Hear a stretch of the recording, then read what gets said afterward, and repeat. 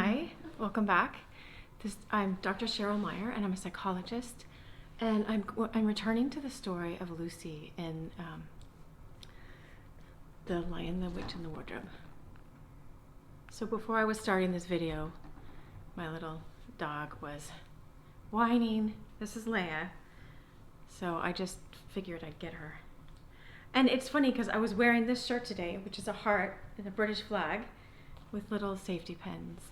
And I just felt called to complete this story.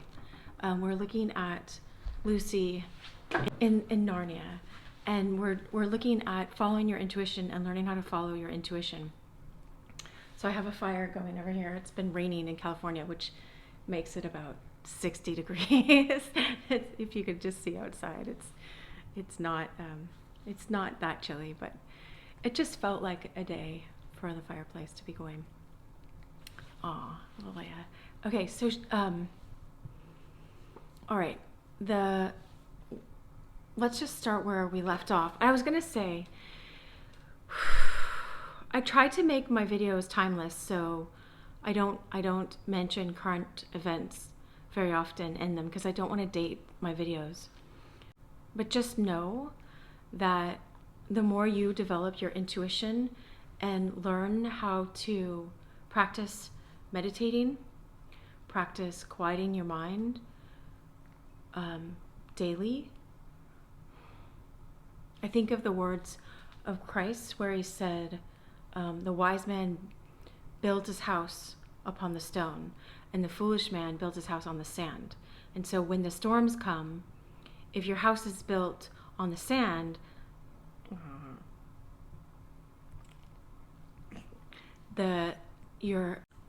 your house falls down, and you don't realize that when there aren't storms. You don't realize that your house is not built on a good foundation. So when the storms come, like right now there are storms going on, we can call them storms, in our world right now. And so there's a lot of people in panic and a lot of people just not knowing what to do. I described it to one of my friends as like if you were at a party and suddenly, if people were drinking, everyone got sober all at once. I feel like that's what's going on right now, is whatever your character is underneath or whatever you have built up in this time is being brought to the surface.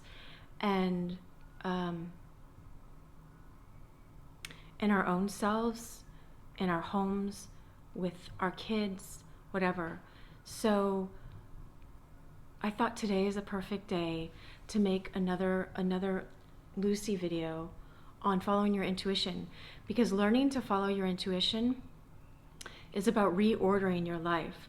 Your life is ordered not around what's going on in the media, what's going on in the world, what's going on here or there with finances, with diseases, with everything else. Although those things are still real and in our lives are centered on something else, something deeper, something more than just what's happening.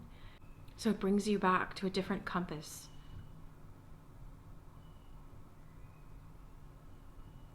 It reminds me of like the sun coming up in the morning.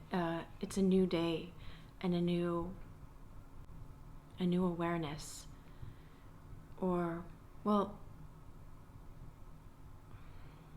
let's follow Lucy. I bet she'll give us more answers to what's going on right now for us, to whatever's going on right now in your life that this video came to you. So this is part 3. Part 1 talks about my connection to C.S. Lewis and classes on C.S. Lewis, and my connection with the C.S. Lewis Foundation and rebuilding Lewis's house in Oxford to make it a study center for people and things like that. I love C.S. Lewis. I have all my life, but I took the classes when I was 17 in college.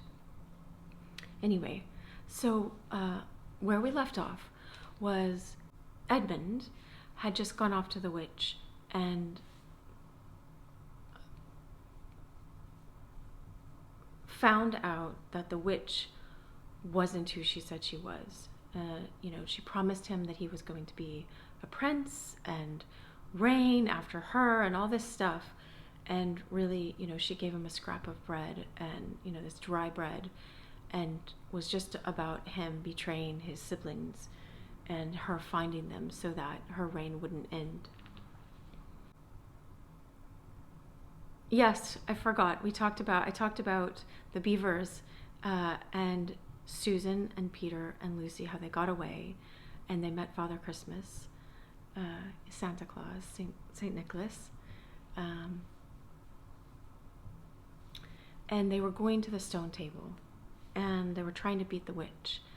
And it didn't look like there was going to be a witch. Oh, she's like rolling over. It didn't look like there was going to be a way for them to beat the witch. But what happened was what they didn't. This is what always happens when you follow the highest truth and the highest good, and you don't know what's going to happen, and it looks like you're going to be defeated, but things change. It's like the ground shifts, or reality is like magic, and it magically, doors shift and things change that you didn't know were going to happen. And so what happened was spring started coming because Aslan was near, and the snow was melting, and the witch got around on a sled, and so the sled couldn't go because the snow was melting. And so they ended up getting to the stone table before the witch, and Aslan was there, and they were so happy to see Aslan.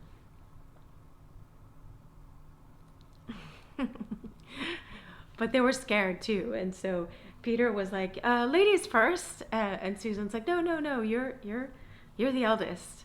And so Peter mustered up his courage and went to Aslan and greeted him, and Aslan spoke to all of them, and they talked about Edmund being gone, and I think of Mr. Beaver, what he had said before: wrong will be right when Aslan comes in sight.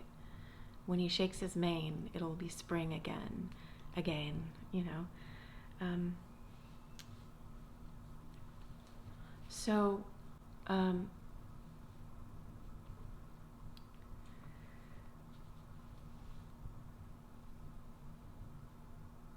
everything's not just automatically fixed. What happens is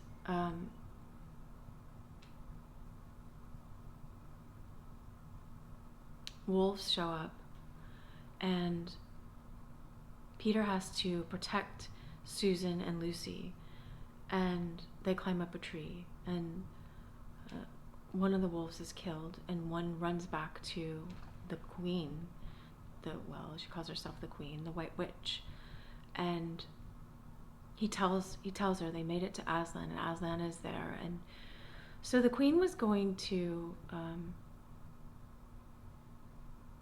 kill Edmund, because then she thought she could thwart the prophecy if one child wasn't there, because it says when two sons of Adam and two daughters of Eve sit on those 4 thrones, then the queen will meet her death, or she won't be in reign anymore, reigning.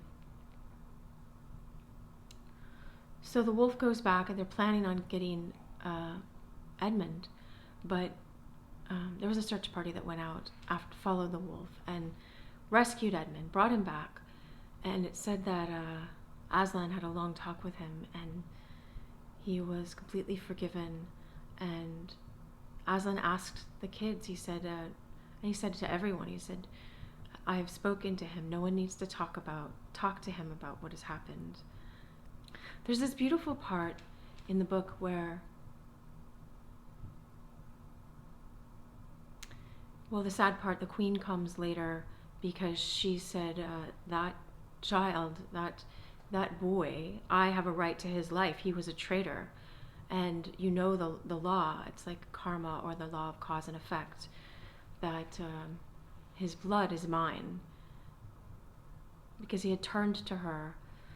I don't know, it's a mystery, and C.S. Lewis is speaking of the mystery, but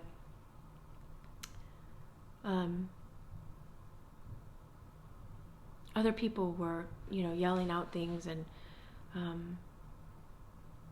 this is the beautiful part. It said Edmund was just staring at the face of Aslan, just staring at his face, and He wasn't worried, and he thought, oh, maybe there's something.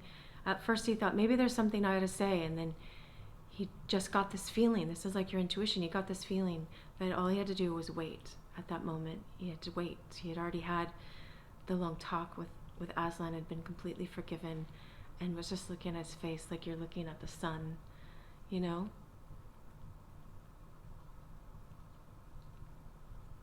Like, it's all going to be okay. I don't have to worry. It's all going to be okay. And so Aslan asked all of them to turn back. But before this, let me tell you one other thing that stood out when I was just listening to it on audio before this, so that I could remember some more of the details for this telling. Is,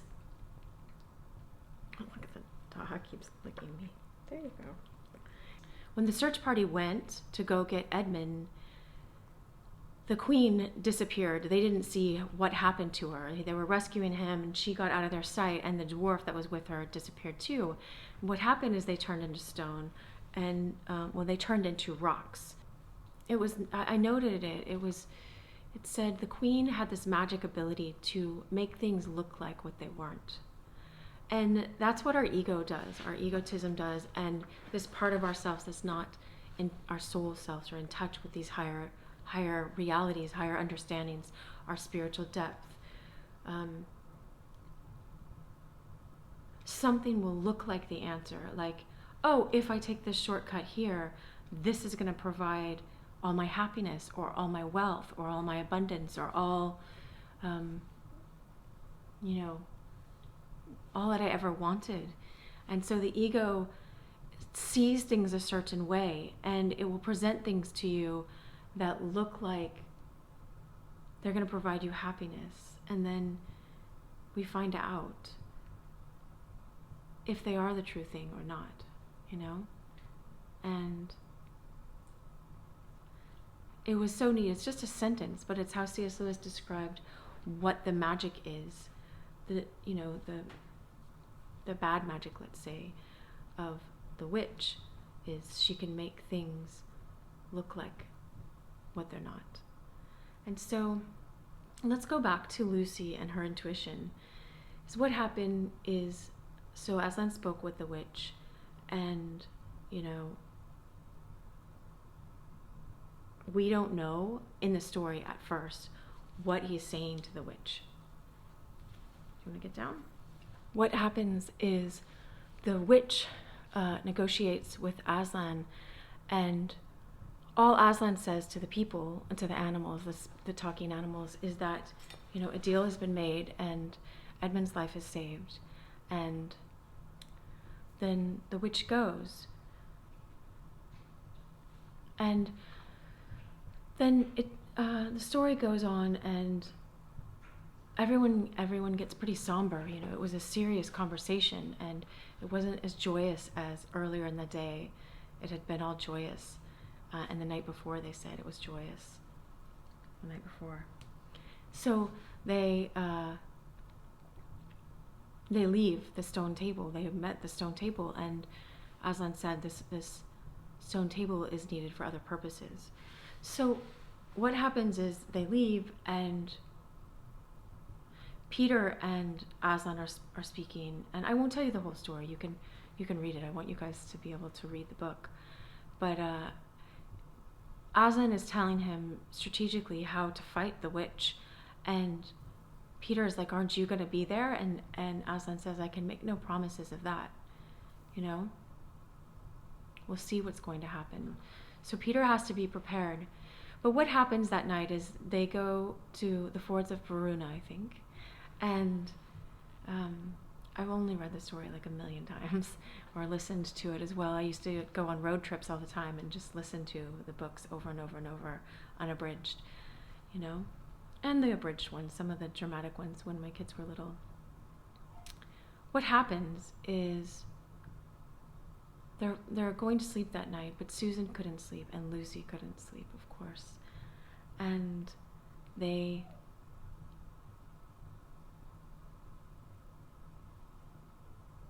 so they wake up and they say, I feel something strange is going to happen to Aslan tonight. And either Susan says that or Lucy. They're both following their intuition at this point. They said, yes, I have that same feeling. Let's go look out and see. So they see him in the distance and they're like, let's follow him. So they decide to follow him. And it says Aslan at one point turns around and sees them. And it says, they really couldn't turn around. They saw him, so they walked towards him. It's a really beautiful line that they walk right towards him. And they ask him, Aslan, can we keep you company? What's wrong? And he thinks for a little bit. Which reminds me what happens when you're following your intuition. What happens is we have these pat answers for things. If someone's like, will you do this? Are you going to do this? And we have, oh no, I never do that. Oh no, I can't do that. Or yes, I do this. And we have these answers that are just programmed in our heads and our minds. Like, we get used to responding a certain way. And even Aslan, who is this great, like a Christ figure,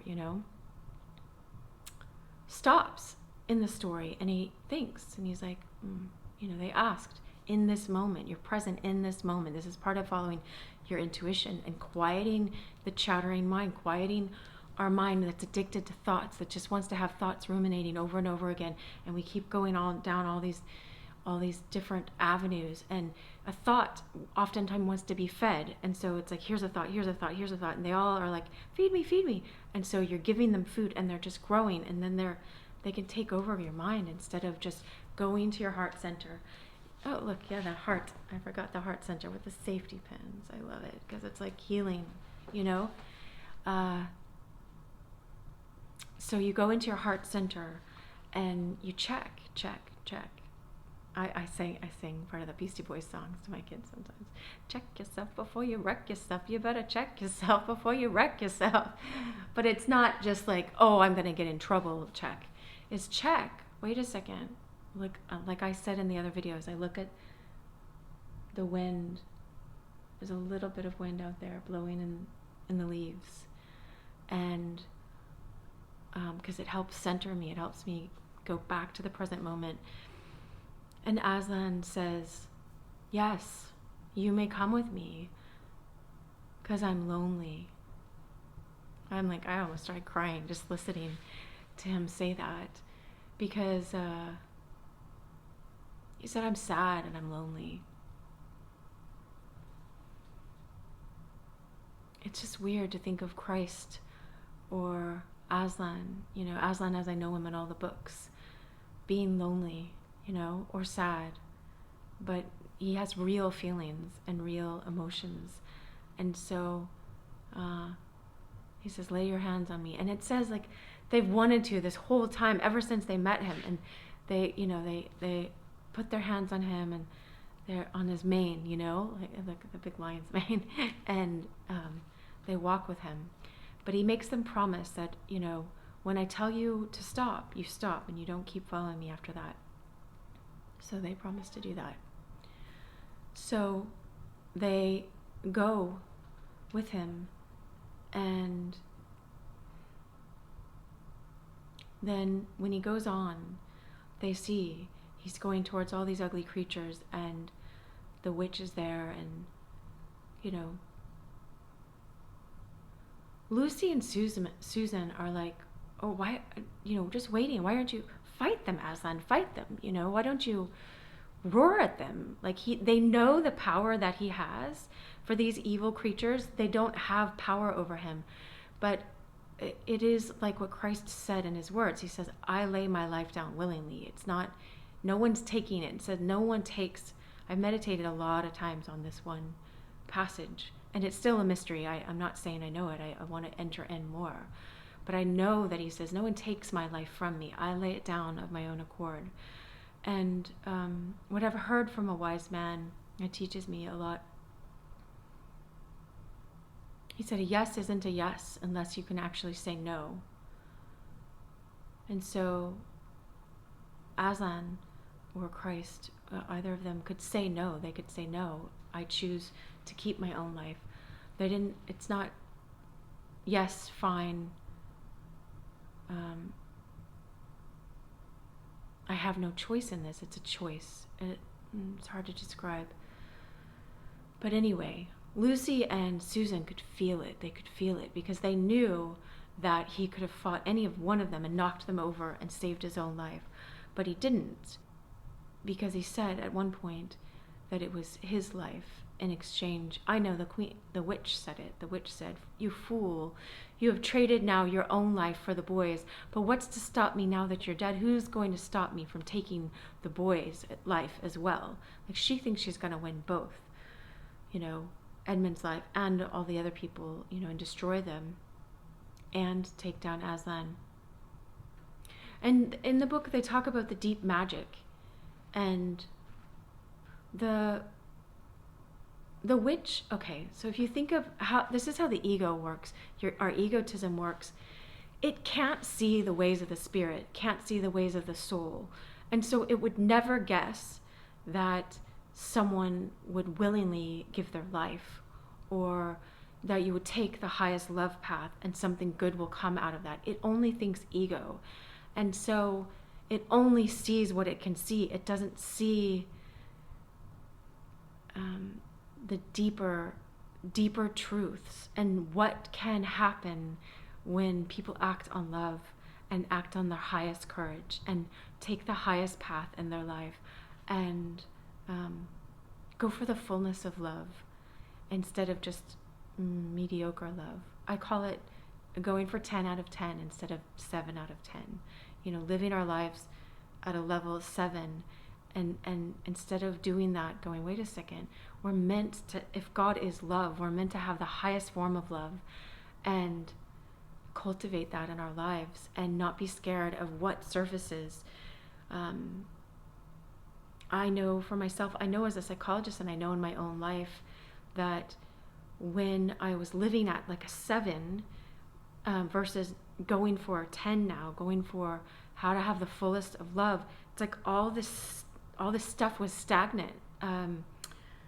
These old wounds from childhood. Some people say it's like drywall, like this wall right here. It's like drywall over drywall over drywall, and our wounds are underneath those and behind, and you don't see them on the surface. It's like, hi, everything's great in my life. And what happens is when you want a higher love, some of that drywall starts crumbling down, and all these old wounds that made you keep love at a distance and keep your heart center shut down and keep people away from you, all of those start to surface. And it's like you need this burning fire. I would turn my phone, but it would all fall down like what I'm talking about. It's on, it's balanced on all these things right now. But so what happens is all this old stuff comes up that you didn't realize was there, but it's been keeping you from a higher love, and it needs to be burned away and purified. And so I guess it's coming up because the witch is looking from her ego perspective, and she doesn't know the deeper truth and the burning fire and what love can do to transform things, to make them into something pure, something higher, something more beautiful still, that creates a fuller love, a richer experience, more kindness, more gentleness, more presence in your life. Anyway, let me get the dog. She's whining again. Because Lucy and Susan followed their intuition, they got to see what was going on with Aslan, and it was horrible to see, but they saw what he was willing to do to save the life of Edmund and of everyone in a way. And so he dies, and the girls are left there because the witch and her army leaves, because they're going to attack Peter and Edmund and the rest of the Narnian animals and everything, the talking animals. So it says Lucy and Susan walk back and forth to this cliff top. First they take the muzzle, there was a muzzle on Aslan, and they take that off of him, and then they walk back and forth from the eastern ridge back and forth to where Aslan is. And at some point these mice come up and they're chewing on the ropes, And Susan doesn't see. She's like, oh, get these filthy mice down. And Lucy's like, wait, look at what they're doing. They're chewing away, they're gnawing away the ropes. Because Susan and Lucy had tried to untie the ropes. They had tied there's that, Aslan on to the stone table, and they couldn't get the knots undone. And so mice came, because this is what happens in the world of spirit, in the world of your soul, is when you try everything as hard as you can, and you can't do it, when you can't do it, the strangest things come and help you, like they, in our lives, angels or mysterious circumstances, or things change or whatever. But in this case, little mice come, and it looks like, oh, what are these rodents? Get them out. But they're chewing the ropes, and they were part of the undoing of the witch's bad magic, and killing of Aslan. And Lucy can feel it, and she sees it. And so they go back and forth, and they're walking to the eastern edge again, and the sun starts coming out, and they're watching the sun, and it's the dawn, and Lucy says something about how the sun made the colors of everything change into, everything looked more beautiful all of a sudden, and they heard the birds start to sing, and they're singing and answering each other, and they hear this crack, and the stone table is cracked, and they both are like, oh, I'm scared to look around. What if they've taken his body? What if they're trying to do something worse?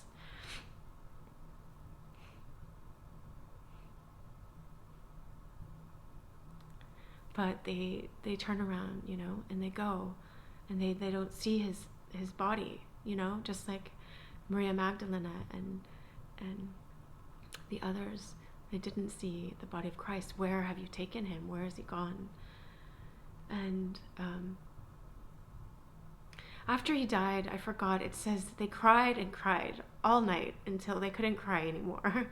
I had a cry like that a couple days ago from something deep that was surfacing behind the drywall. And it just felt like, it's like, you can't cry anymore about this. But feeling your feelings releases them. It's just, now it's all clear for me. I feel fantastic, because this old wound that I carried around my whole life that I didn't know was there surfaced and got cleared out because I let myself feel it. But back to Lucy and Susan, they let themselves, they just were in heavy grief. And we know from the loss of someone what kind of grief you can have.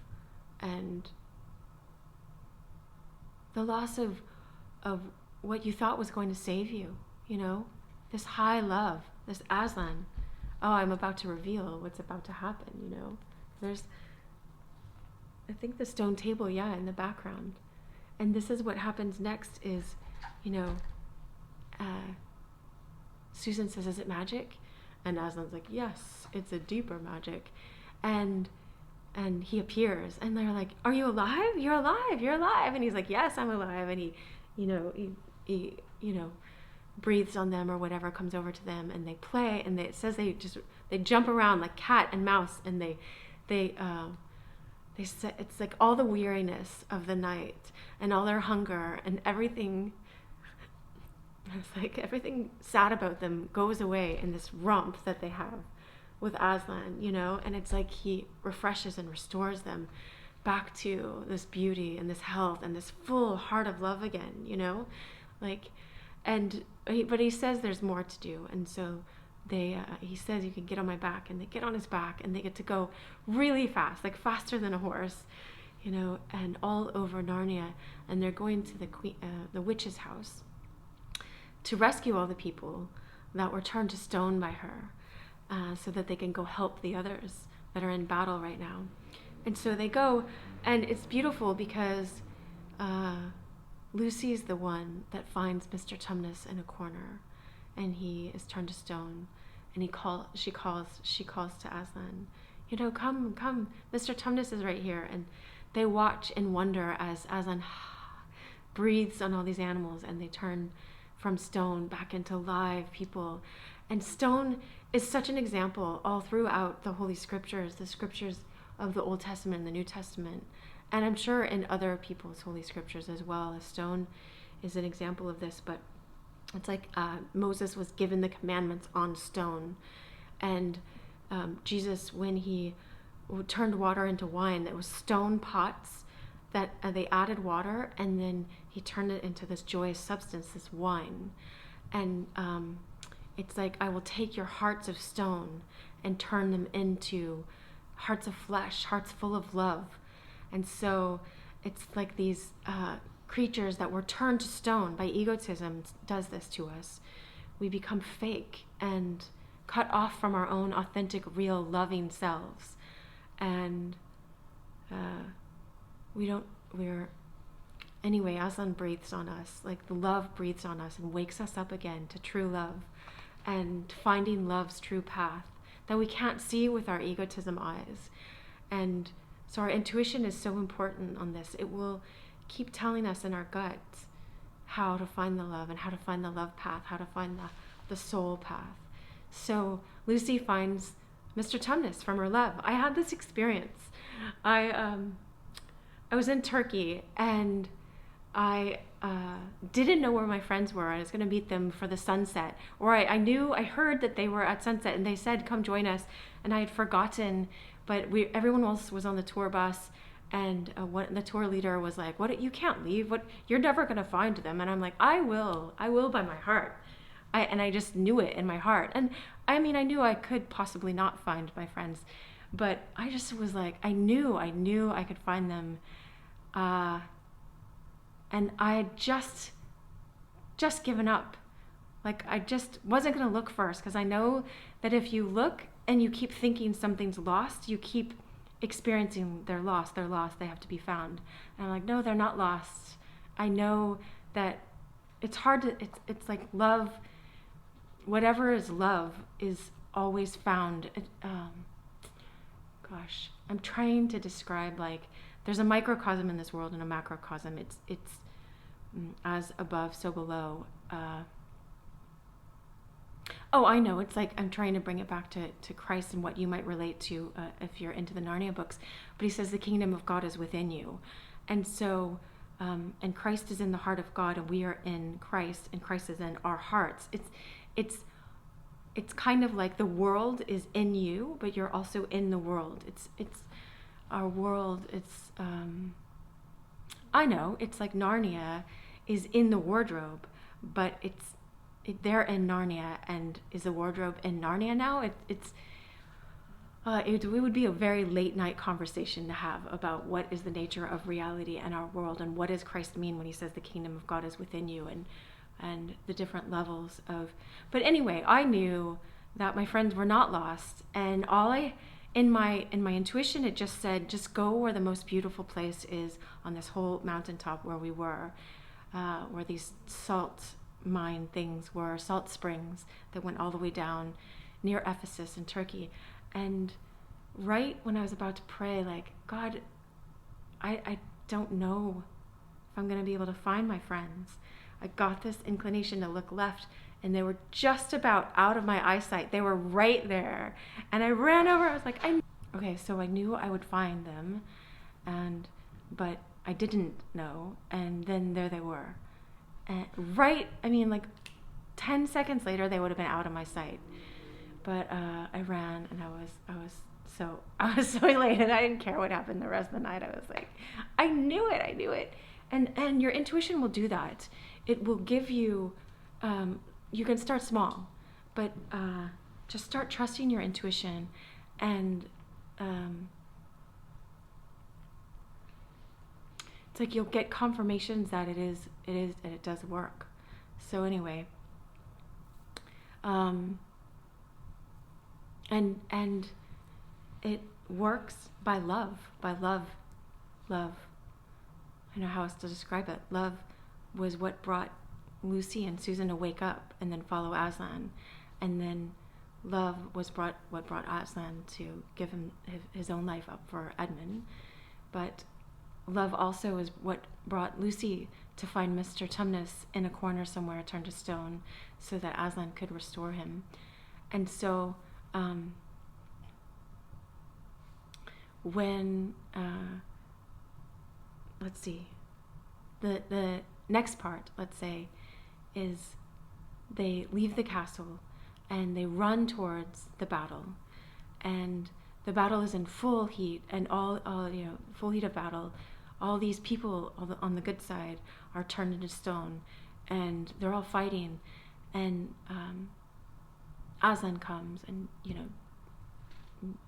crushes the witch, and they had all been fighting their hardest, and Lucy, they heard that Edmund is the one that got it in his mind, that fought through 3 different people, it says, and cut the witch. Instead of going for her, which is what our ego would say, just go for the witch, he followed something higher, and he cut her wand so she'd stop turning them all into stone, because then she got an unfair advantage, because all of the good guys were turned into stone.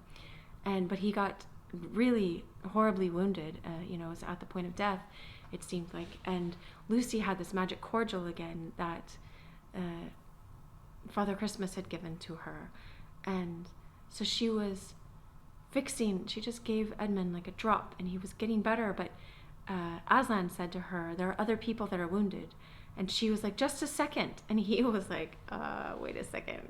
He's like, there are other people on the point of death. Should they die because you want to stay here with Edmund? And so she's corrected.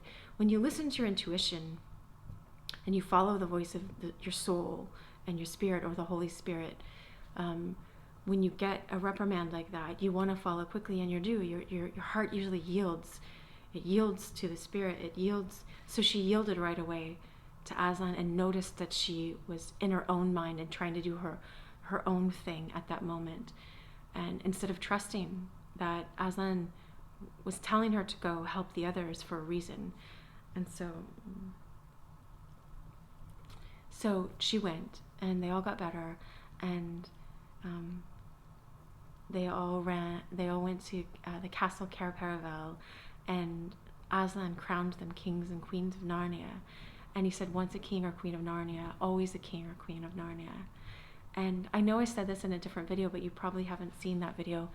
But when my kid was like 5 years old, we were talking about something, and he said, well, Mom, you know you're a queen. And I'm like, what are you talking about? He's like, Mom, don't you know in heaven we're all kings and queens in heaven? And I had never taught him that. I hadn't read him this book yet. And I don't know how he got it, but he just said it as if it was fact. And it was so beautiful that day. I remember it like it was yesterday, because he said it, like it was a fact. And so once you go into your higher self, you become the king in yourself and the queen in yourself, become this higher version of yourself, then you always are that. And it's like a knight on a valiant journey, or the hero's tale, or in a fairy tale, when you follow through your quest and through your quests, it's sometimes a difficult place to get to that, but you never lose that nobility once you get there. And I think the divine love, the Creator, God, will always work in us to help us get to that place. It's called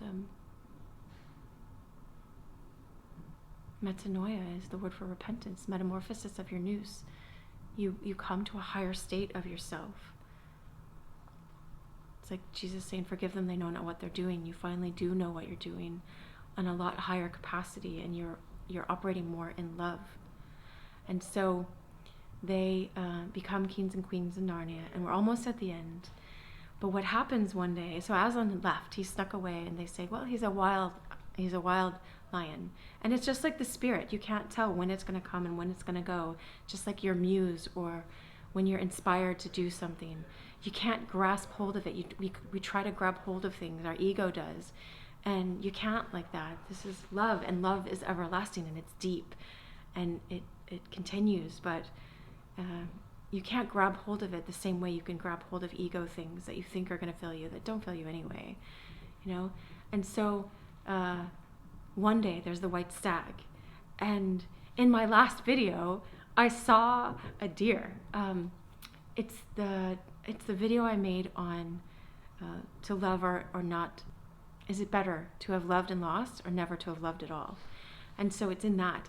I see this deer at the very end. I was running down the mountain back to my house to pick up the kids.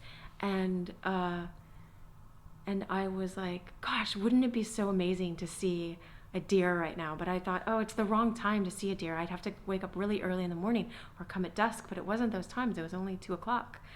And I saw a deer, it ran off of my path, and I totally thought of this book. It's like the White Stag, because it said if you catch the white stag, then you're granted wishes. And I videoed it, and it was great. I was so happy. But in this, they follow the white stag, and it brings them back to the lamppost as where they started. And Lucy says, I have this feeling, if we go past this lamppost, they don't call it a lamppost, I don't know what, they didn't even remember it. They'd all grown up and lived in Narnia for all these years, and it said it was like their old life was like a dream within a dream. Like they, this is what happens too when you follow love and you go to this higher place. You never know how you're going to get there, but once you get there and you live this beautiful life, it's like, what was I so afraid of before? Why didn't I go to this place earlier? I thought I needed to stay in this old place, but look at how much richer my life has become. Anyway, I think it's like that a lot. And so they decide, we're going to follow. Like, we have to be noble and do the courageous thing. Nothing's going to stop us. And so they do choose to follow, and they end up going back in the wardrobe and finding themselves back in England, And they went, and it had only been an hour in their time. Time in Narnia is different. It's like the time in your meditations or in the spirit world, or when you have visions, or if you do, and when you're following your intuition, or even when you're doing art, time moves differently.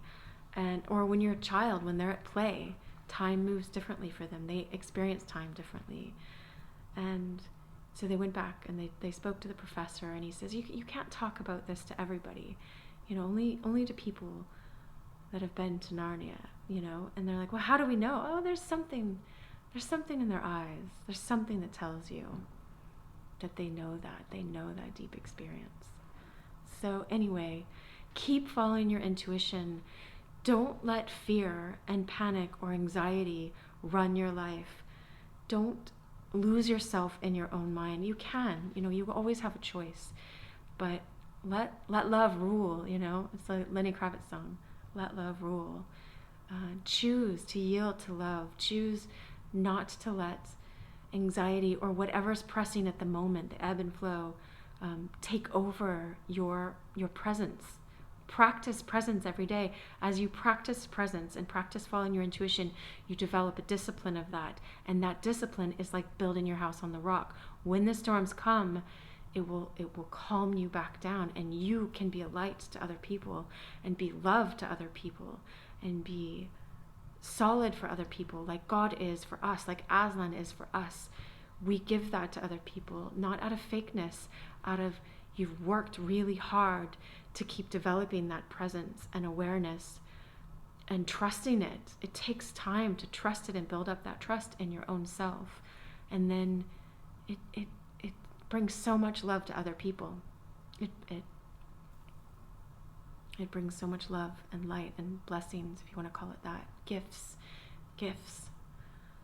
Anyway, I wish you so much love, and I'll talk to you guys another time. Bye.